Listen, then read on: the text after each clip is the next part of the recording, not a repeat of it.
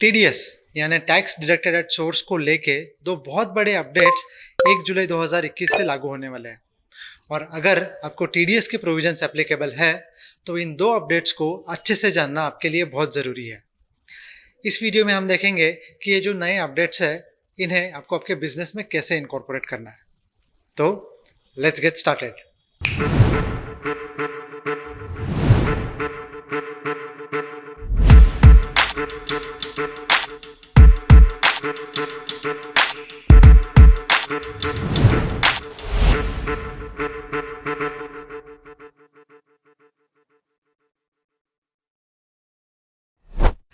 पहला जो अपडेट है वो है टीडीएस रेट से रिलेटेड। गवर्नमेंट कहती है कि अगर आपके सप्लायर ने पिछले 2 सालों का यानी फाइनेंशियल ईयर 18-19 और 19-20 का इनकम टैक्स रिटर्न फाइल नहीं किया है तो आपको उनका टीडीएस हायर रेट से कट करना है। अब ये हायर रेट कौन सा है? तो ये हायर रेट है double of your actual TDS rate 3 गुना लगा देगा और 5% विच एवर इज हायर। कुछ एग्जाम्पल से आपको ये थोड़ा अच्छे से समझेगा। नॉर्मली जब आप आपके जॉब वर्कर को जॉब चार्जेस का पेमेंट करते हो तब आप उसका 1% टीडीएस काटते हो, लेकिन अगर अभी आपके जॉब वर्कर ने पिछले 2 साल का इनकम टैक्स रिटर्न फाइल नहीं किया है तो आपको उसका टीडीएस 5% से काटना पड़ेगा। जब आप आपके एजेंट को कमीशन चार्जेस पे करते हो तब आप यूजुअली उसका टीडीएस 5% से कट करते हो, लेकिन अगर आपके एजेंट ने पिछले 2 साल का एटीआर फाइल नहीं किया है तो अभी आपको उसका टीडीएस 10% से काटना पड़ेगा।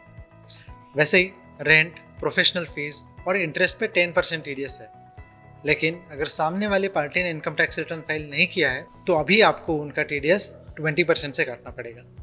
लेकिन अब प्रॉब्लम यह है कि आपको समझेगा कैसे कि सामने वाले पार्टी ने आईटीआर फाइल किया है या नहीं किया है। इसका सिर्फ एक ही सॉल्यूशन है और वो है कि आपको आपके वेंडर से डिक्लेरेशन लेना पड़ेगा, जिसमें वो आपको लिख के देंगे कि हमने पिछले 2 सालों का आईटीआर फाइल किया है और ये रहा उसका फाइलिंग डेट और ये रहा उसका एक्नॉलेजमेंट नंबर। डिक्लेरेशन का एक सिंपल फॉर्मेट मैंने बनाया हुआ है जिसका लिंक मैं डिस्क्रिप्शन में देता हूँ। आप उस फॉर्मेट को डाउनलोड कीजिए और आपके सारे वेंडर्स को भेज दीजिए।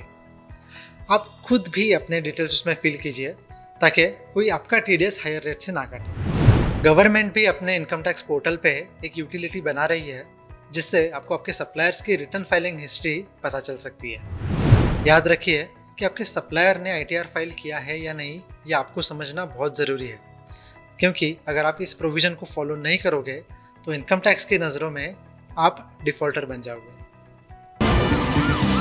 तो ये था पहला अपडेट। सिंपल है, आपको सिर्फ चेक करना है कि आपके सप्लायर ने पिछले 2 साल का आईटीआर फाइल किया है या नहीं किया।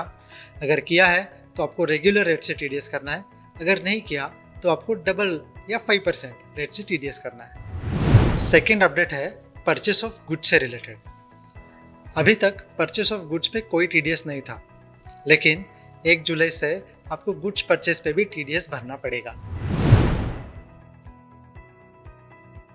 अब ये अपडेट सिर्फ उन्हीं लोगों के लिए एप्लीकेबल है जिनका टर्नओवर पिछले साल में यानी फाइनेंशियल ईयर 2021 में 10 करोड़ के ऊपर है। यानी अगर आपका टर्नओवर 10 करोड़ से नीचे है तो आपको गुड्स परचेस पे टीडीएस करने की ज़रूरत नहीं है।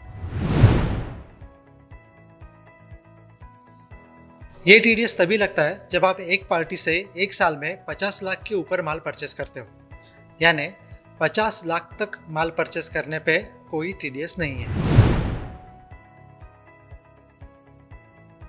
ये टीडीएस का रेट है 0.1%, यानी 1 लाख का माल खरीदने पर आपको सिर्फ 100 रुपये टीडीएस काटना है।